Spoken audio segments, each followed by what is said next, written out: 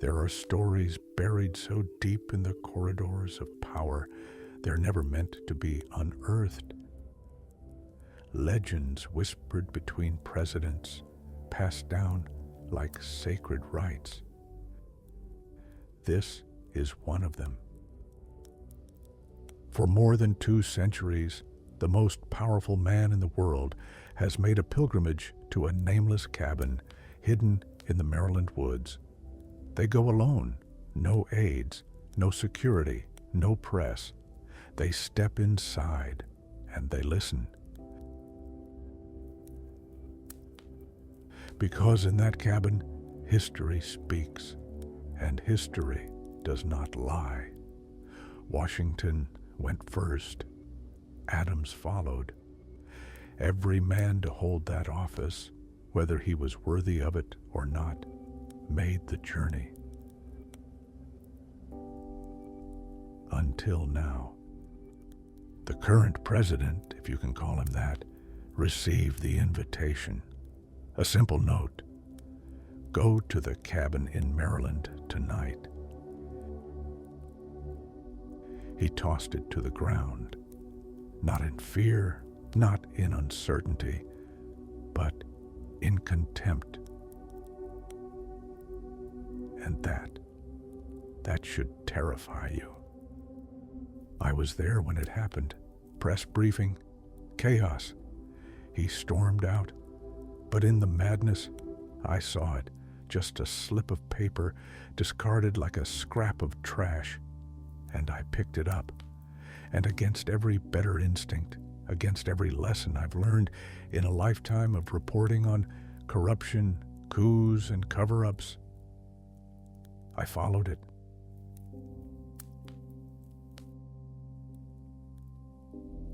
What I found defies explanation. What I saw cannot be undone.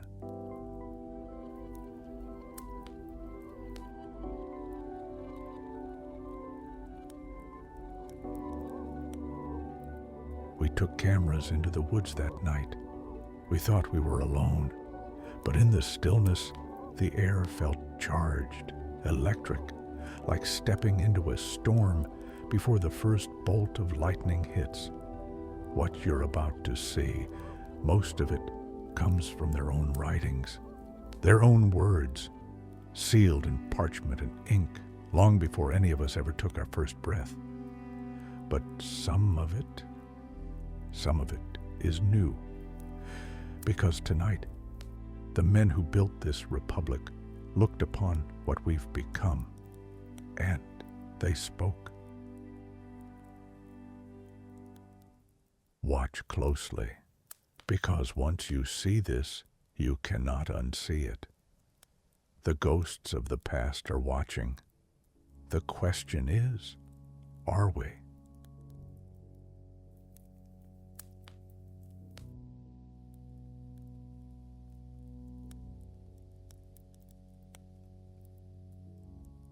Among the many burdens of leadership, none is heavier than watching one's own country falter under the weight of its own failures. And yet, that is what has brought us here tonight. Since my passing, every man who has held that great office has come to this place, seeking wisdom from those who built this republic. Every man but one. A summons was sent, and it was discarded. Not with quiet indifference, nor with humble doubt, but with open contempt. He did not reject the counsel of the dead. He rejected the very foundation upon which this nation stands. When I first stood before my countrymen, summoned by duty rather than desire, I felt the weight of the trust placed upon me. I questioned my worthiness. I questioned my ability. But never, not for a moment, did I question my responsibility. Yet now, a man sits in that office who does not question himself at all. He does not humble himself before the Constitution. He does not measure himself against the law. He sees himself as the law, above it, beyond it, and in doing so, He has perverted the sacred trust of the American people.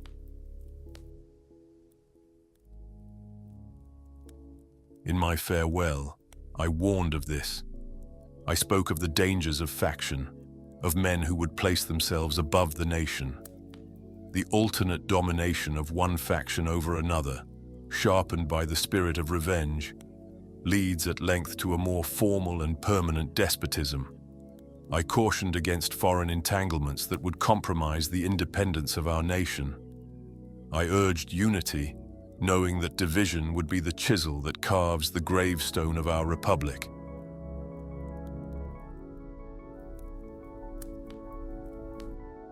Tell me now, does this not bear the markings of tyranny? A man who defies the laws he swore to uphold, who rewards his loyalists with the spoils of power, who places the wealth of a single man above the security of the many. Does this not reek of monarchy? A ruler who aligns with adversaries and scorns allies, who demands loyalty not to country, but to himself. This is not a crisis of governance. It is not a test of policy or philosophy. This is a war against the very principles of the Republic itself. A nation that disregards the eternal rules of order and right cannot endure. So I ask you, my brothers, in this great experiment, what must be done? Damn it, George, we have wasted enough breath on warnings. We wrote them, we shouted them, and now we see what happens when they are ignored. A republic is not self-sustaining. It is not an immortal thing. It is a fragile experiment that must be defended, not with sentiment, but with strength. And tonight, we face the bitter truth. The executive has turned against the law. The very seat of power has become the instrument of its destruction. When we debated this Constitution, I argued for a strong executive, strong but bound by law, bound by the people's will, bound by the fear of consequence. The President of the United States is not a king. He does not hold his office by divine right or bloodline, but by the will of the governed. And should he betray that will, he is to be removed, tried, and punished like any common criminal. That is the contract. That's the only thing that keeps this from tyranny. Even you, Thomas. Even you, James. You feared a presidency too powerful. You saw tyranny in every shadow.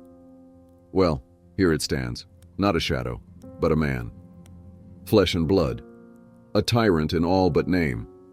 A feeble executive is a failed government. A rogue executive is something far worse. And yet, here we sit, arguing, debating, while he dismantles the republic piece by piece. He does not negotiate. He does not seek counsel. He discards the law like an inconvenience, a triviality, a thing meant for lesser men. Washington, you ask, what must be done? We built this government to end kings. The people will not act alone. They need to be led. We must show them what they must do. Tyranny is not defeated by words. It is defeated by action.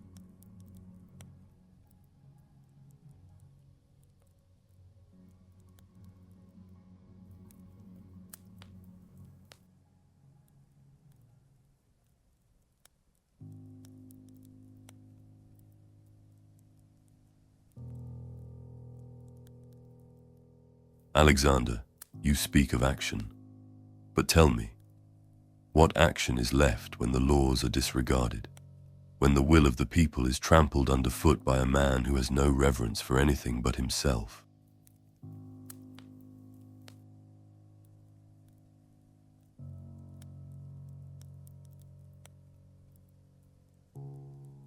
We have faced tyrants before. I know their stench. I know their methods. We appealed to King George, not once, not twice, but repeatedly, only to be met with silence or scorn.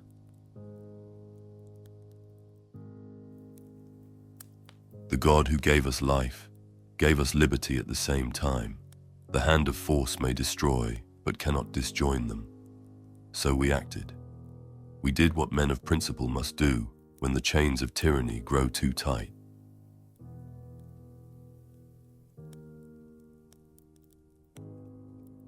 This man, this president, he is not a president. He is a pretender to the throne of America. He does not govern. He rules.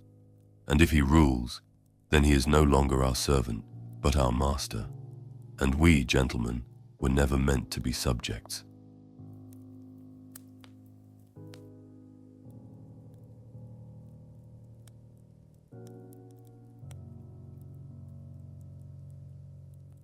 If the law is ignored, if the Constitution is but an inconvenience to be discarded at will, then we must look to a higher authority, the authority of the people.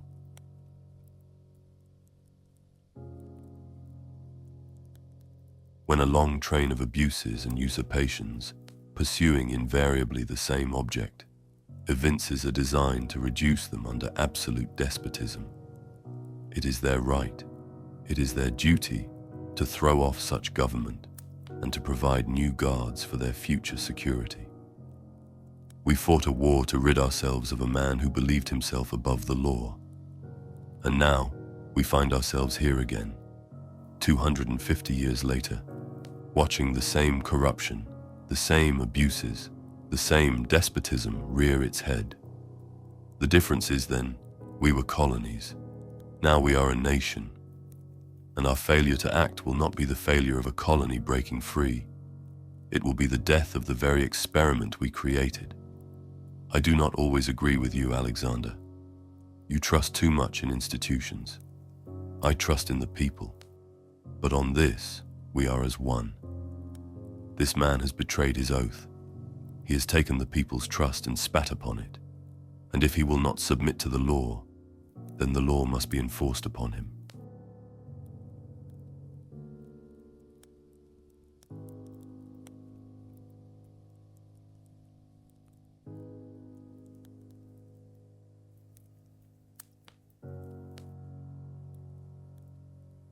King George ignored our petitions. He believed himself unassailable, and yet his throne is dust, his empire diminished. History is not kind to those who mistake power for invincibility.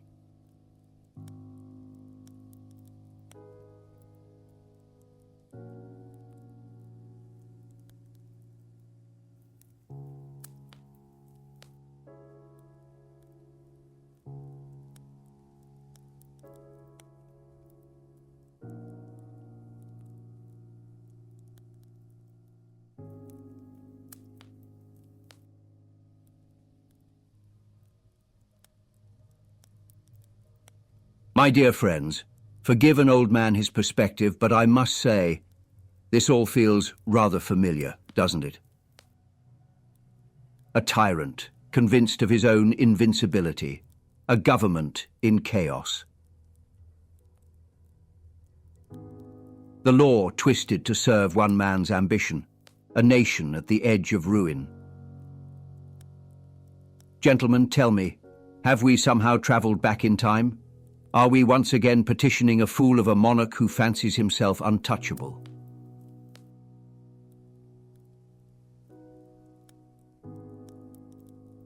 I recall a time when we were told that half a dozen regiments would be enough to put down those rebellious colonists. That all it would take was a swift show of force, and America would be back under Britain's thumb. That war, they assured us, would be over in a year. It lasted 8, and the mighty empire that swore it could never be challenged. They left these shores broke, humiliated, and begging for peace. And so, here we are again. The names have changed, the banners are different, but the arrogance, the corruption, the sheer pig-headed belief that power is its own justification? Why, that is an old story indeed. The difference is, this time, the tyrant is not across the sea. He sits in the very house we built. Now this man, this president, has made one critical miscalculation. You see, He assumes that because he has bent the law, it is broken. Because he has trampled the Constitution, it no longer binds him. Because he surrounds himself with cowards, he believes the people are the same. But he has forgotten something. Something the British forgot when they sent their redcoats marching into Boston. Something every tyrant forgets, right up until the moment the world reminds him. The American people are stubborn as hell.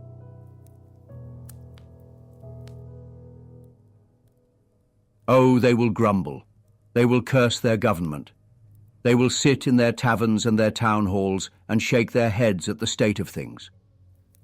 But when the moment comes, when the weight of oppression becomes too much, when a man at the helm mistakes patience for obedience, that is when the storm breaks. So I ask you, do you truly believe the American people will stand idly by as one man unravels the very republic they bled to create? Do you think they will watch him cast their laws aside, sell their country to the highest bidder, and crown himself above them all, and do nothing? Gentlemen, I think not. We have spent our words wisely, but let us not mistake eloquence for action. We have debated the principles of government before, and what did we conclude? That a republic is not an act of chance, nor an accident of fate. It is an empire of laws, not of men. And yet, here we are, watching as one man tramples those laws beneath his boot, testing whether they will bend to his will or, at long last, break entirely. I do not speak of corruption in the ordinary sense. No, gentlemen, we are witnessing something far worse. This is lawlessness masquerading as governance. This man, this pretender, does not simply defy the Constitution. He defies the very idea that a nation can be ruled by law.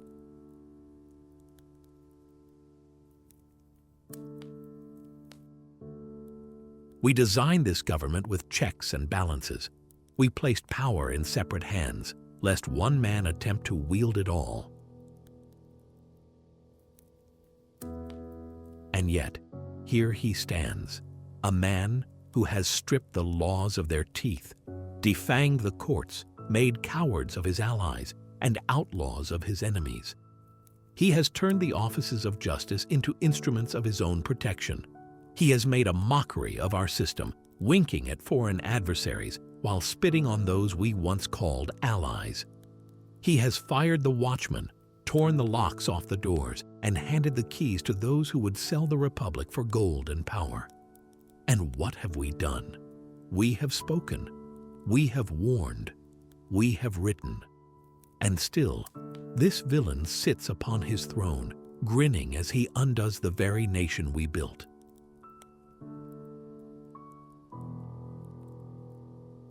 Let me make this plain. A republic cannot survive a lawless executive. And yet, he sits in office, a felon many times over, flanked by men too timid to remove him.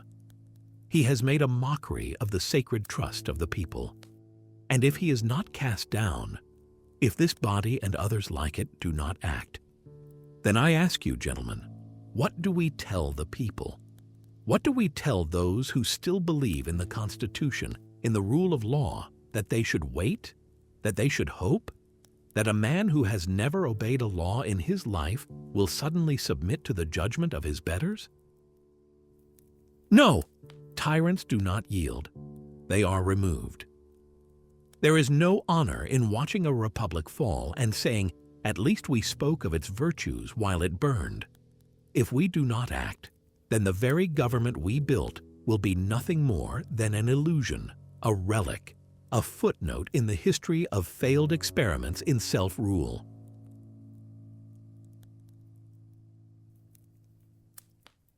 The law must be restored. The Constitution must be defended, and this man must be held to account, not in time. Now you asked what must be done? I tell you, it has already been written. The law is clear. The process is there. It must only be used. And if those who wield power refuse to use it, then the people must remind them where true power lies, in the governed, not in the tyrant. These are the times that try men's souls. We have seen tyrants before. We have known their arrogance, their hunger for power, their belief that the people exist to serve them, rather than the other way around. And we have beaten them, but we did not do so with resolutions, not with petitions, not with reasoned debate. No, gentlemen, we beat them with action. Tyranny, like hell, is not easily conquered. You know this, I know this, the people know this, yet it is not the difficulty of the task that should fill us with dread, but the disgrace of standing by and doing nothing.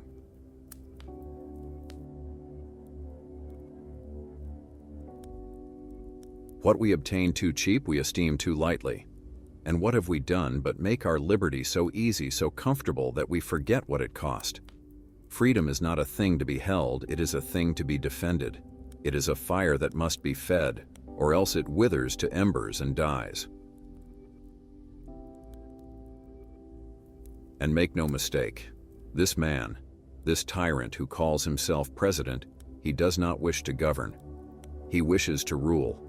The laws are beneath him. The Constitution is a burden to be cast aside. And we are mere obstacles to be crushed under his heel. Well, I say this, if being bound in that manner is not slavery, then there is no such thing as slavery upon this earth. Some will say, but there are laws, there is a process, we must be patient. No, we have been patient. We have watched and waited as he has tested every limit, and each time we say, surely this will be the end of it. We find ourselves proven wrong. Every delay is an invitation. Every hesitation, a weakness. He does not stop because no one has made him stop. And still there are those who clutch their comforts, who cower and say, let it pass, let it be, let there be peace in my time. I have heard that before. I once stood outside a tavern in Amboy and listened as a man with his young child by his side said, well, give me peace in my day. And I tell you now, as I thought then, what kind of man, what kind of father says such a thing? A coward, a traitor to his own blood, a man who, rather than stand for his country, would rather his child be the one to fight his battles. It is not for us to say, let it pass. It is for us to say, if there must be trouble, let it be in my day, that my child may have peace. We have none to blame but ourselves. This could have been stopped. We have long known the nature of this man, and still the world waits, as if tyranny will simply exhaust itself, as if it will tire and fall away. But that is not how tyranny ends. It ends when we end it. You ask me, what is to be done? I tell you, there is no question. We know the answer. We have always known the answer. It is the same answer we gave when we stood against the British Crown, the same answer we gave when we declared that no man shall rule this country without the consent of the governed. We are past the point of words. The time for action is now. If the Constitution is to mean anything, if the government is to be more than a paper monument to dead ideals, then we must act. Tyrants do not retreat, gentlemen. They do not wake up one morning and suddenly decide they have had enough of power. No, they must be removed. And if the law will not act swiftly, then we must remind those entrusted with it that inaction is complicity.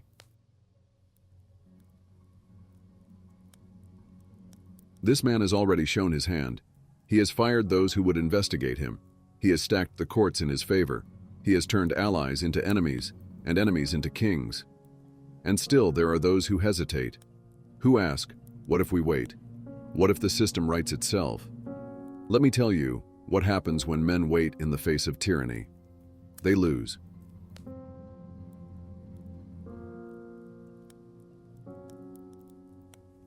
Hamilton, I do not disagree. This is not a moment for timidity. But let us be clear. It is the people, not just the law, who must be awakened. The Constitution is not a self-defending document. It requires citizenship. It requires men and women who will not simply accept their government, but will hold it accountable.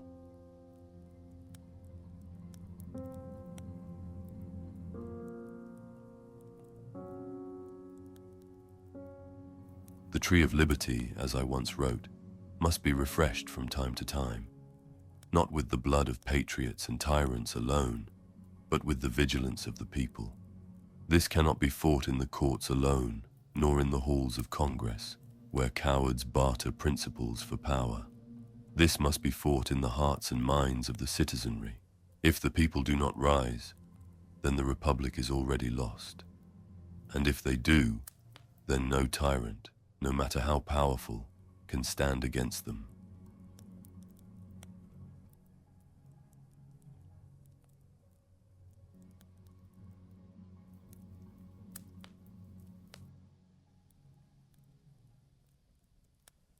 A tyrant bankrupts not only the treasury, but the very spirit of the nation. And yet, what is a tyrant to do when there is no treasury left to plunder? 36 trillion in debt, the coffers empty, the markets fragile, and still they refuse to tax those who can afford it, while taking from those who cannot. That is not taxation. That is theft. An empire can be conquered by an enemy. A republic, it can be bought and sold. And gentlemen, ours is nearly bankrupt. I have heard all that has been said. I have listened to wisdom, to passion, to urgency, and to law. And I tell you this, we have been here before. There was a time when we stood at a crossroads such as this, when a king claimed power not meant for him, when men feared what might come if they acted. But they did act. We acted. And we built something greater than a nation. We built an idea. That idea is now under siege. And once more men hesitate. Once more they ask, what is to be done? The answer is as it has always been. The law must be defended, the Constitution must be upheld, and no man, no matter how high his office, may stand above it. We will return, and we will not return alone. There are those who know the weight of justice, who have fought for it in the courts, in the public square, and in the halls of power. Prosecutors who understand the cost of corruption, first ladies who have borne witness to what leadership truly means. The Republic is in peril, and we do not intend to let it fall. Gentlemen, we reconvene soon. The fight is only beginning.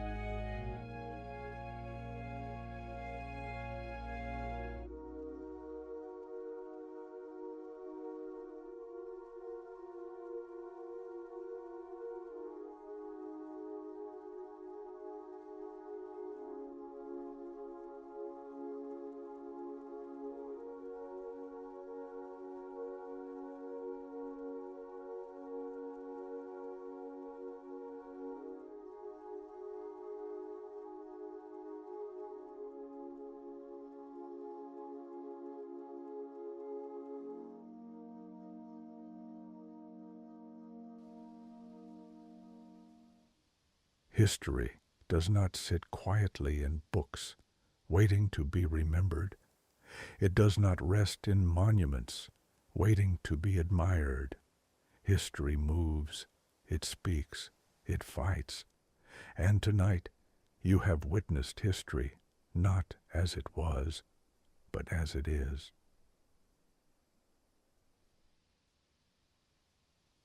250 years ago, these men built a republic, one they swore would outlive them. But now, that republic stands at the edge of the abyss, and once again they have returned, not as ghosts, not as relics, but as defenders. They have made their judgment. They have spoken their truth. And the question that remains, the one that has always remained, is this: will anyone listen? We have done our part tonight. We have recorded, we have listened, and we have protected our source. You may have noticed we edited out the moment Hamilton revealed the date of their next gathering. Call it caution, call it instinct, but we're not about to risk losing our seat at the table. When they return, we will be there, the only ones. So, if you want to witness history as it unfolds, if you want to hear what happens before the world knows, then you know what to do. Subscribe. Turn on notifications. Stay ahead of the story. Because the next time they gather, you'll want to be here first